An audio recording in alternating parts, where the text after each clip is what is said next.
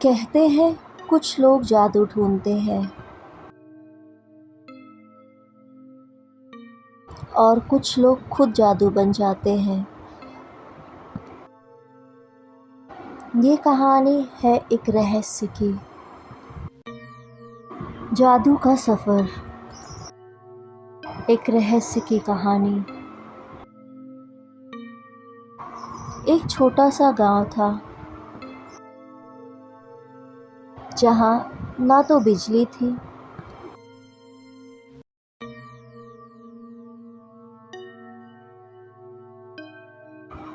लेकिन एक लड़का था, आरव। ना कोई अपना और ना कोई उसका घर था, पर एक था उसका सपना, दुनिया की सबसे पुरानी जादू की किताब को ढूंढने का। आरव राजस्थान के एक छोटे से गांव से निकलता है। उसका सपना है कि एक पुरानी खोई हुई जादू की किताब को वह ढूंढेगा।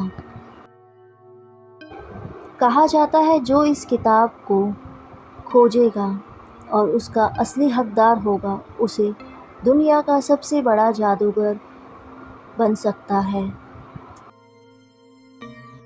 सफर के दौरान आरव एक जंगल से गुजरता है जहां उसे एक रोशनी दिखाई देती है। वह रोशनी एक पुरानी देवी का मंदिर है। वहां उससे एक पुरानी मूर्त मिलती है जिसमें से आवाज आती है, अगर तू सच्चा है तो तुझे अग्नि, पानी, हवा और धरती के जादू के इम्तिहान से गुजरना पड़ेगा। यह आवाज पूरे मंदिर में गूंज रही थी।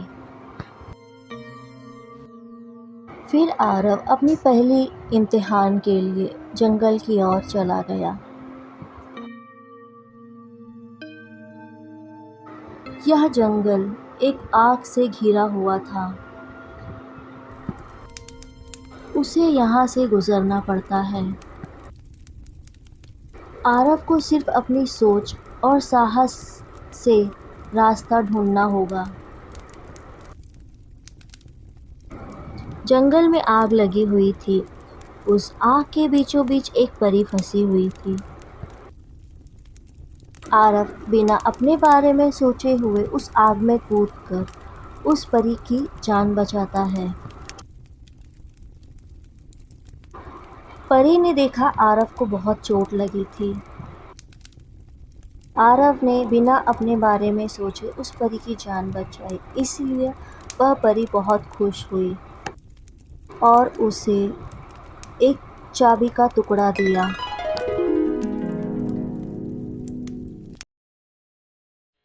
परी ने कहा, तुमने मेरी जान बचाई है, इसीलिए यह चाबी का टुकड़ा तुम्हारे आगे काम आएगा। यह कहकर परी गायब हो गई। आरव को यह नहीं मालूम था कि परी ने उसकी अग्नि परीक्षा ली है। इसमें वह सफल रहा। आरव जंगल को पार करके आगे बढ़ा। वहां उसे पानी का एक झील मिला, जहां बैठकर वह पानी पीने लगा। झील में से गुजरते वक्त आरव को पानी के नीचे एक नाग देवता मिलते हैं। नाग उसे देखकर कहता है, जो अपना दर्द स्वीकार करे वही असली जादूगर होता है। आरव को अपने भूतकाल से गुजरना पड़ता है।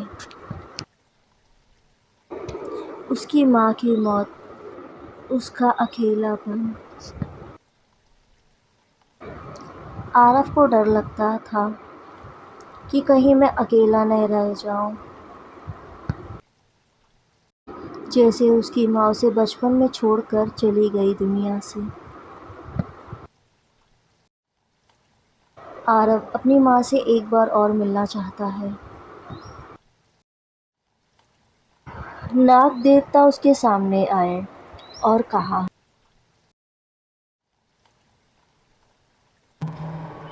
तू अपने डर को जानता है, उसे अपनाता है, यही है सच्चा साहस।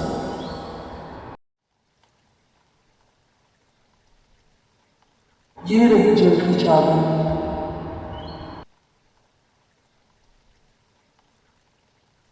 अपनी दूसरी परीक्षा भी सफल कर ली थी।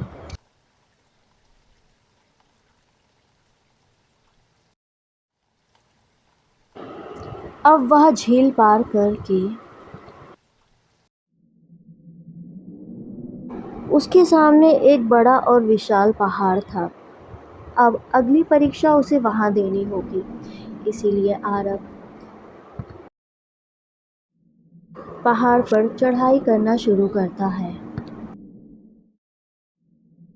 पहाड़ी पर चढ़ते समय उसे एक परी ने आवाज दिया, ओ मुसाफिर, अगर हवा से गुजरना है तो मेरी 3 पहेलियों का उत्तर दो। आरव ने कहा, बताओ क्या पहेली है तुम्हारी? परी ने पूछा। टूटता है फिर भी आवाज नहीं करता। आरव ने कहा, खामोशी।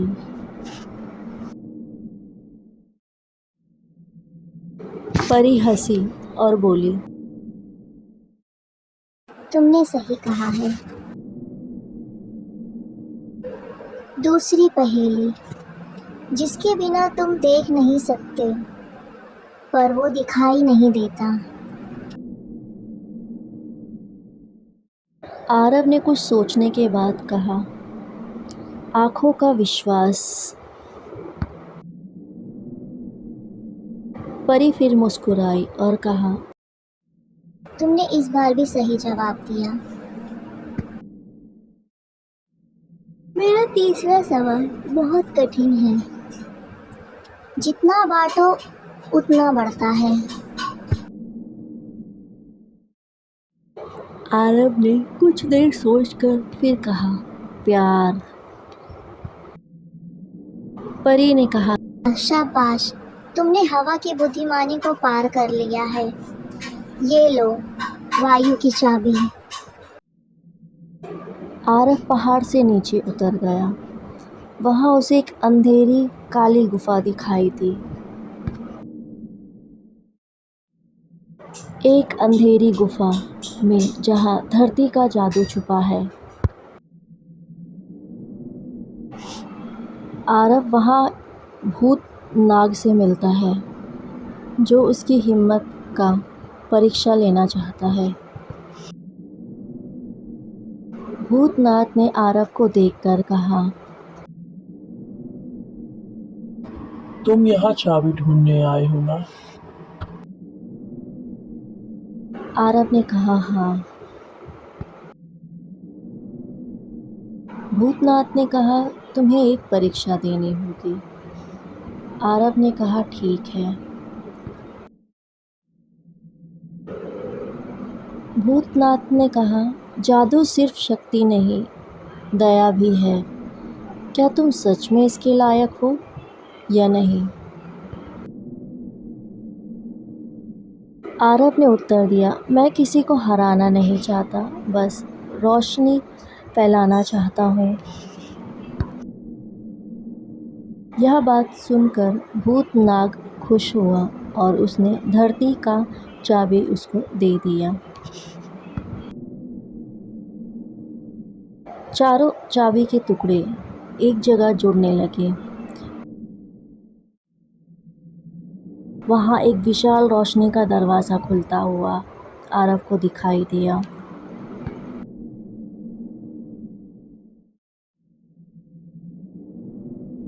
वहाँ एक किताब रखी हुई थी। किताब के अंदर से आवाज़ें आ रही थी, तुम जादू के लायक हो, अब तुम जादू बनाओगे। आरव के हाथों में रोशनी उतर आती है। अब आरव सिर्फ एक रहस्य नहीं रहा, एक रोशनी बन गया है। जादू उसने पाया नहीं, जादू उसने जिया है। किताब ने आरव से पूछा, क्या तुम समझते हो कि जादू क्या है? आरव ने कहा, जादू कोई शक्ति नहीं, वह एक जिम्मेदारी है। अगर मैं इसे संभाल नहीं सकता तो मैं इसका हकदार नहीं हूँ। उस दिन से आरव ने दूसरों की मदद करना शुरू कर दिया। जिस तरह वो अकेला रहा है, वह दूसरे लोगों को कभी अकेला नहीं छोड़ता। जो लोगों को घाव है, वह उसके घाव को भरता। जिसके पास कोई उम्मीद नहीं है, वह उसे उम्मीद देता है। और जहाँ अंधेरा होता है, वहाँ वो रोशनी लाता है। आरव ने मुस्कुराते हुए आखिरी बार कहा, मुझे जादू नहीं चाहिए था, मुझे बस दुनिया को थोड़ा बेहतर बनाना था।